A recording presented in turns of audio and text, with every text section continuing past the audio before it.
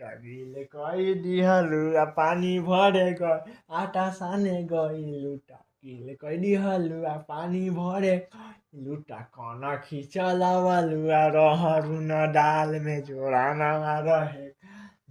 नवाए पाछो हम कहाँ गुजो कहीं देवाला सटवले आ माफ कर घरे चल ए हमर सोनी चायावा बनाई दे हम हो माफ कर घरे चल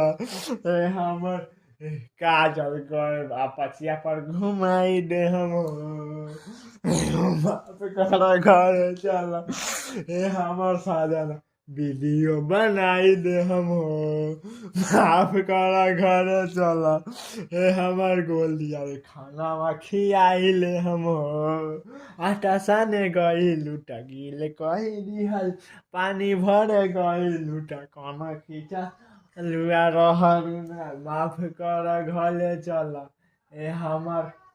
बिउटिया रे कपड़ा धोआई दे ए माफ कर घर ए हमर 500 कामवा कराई दे हम हो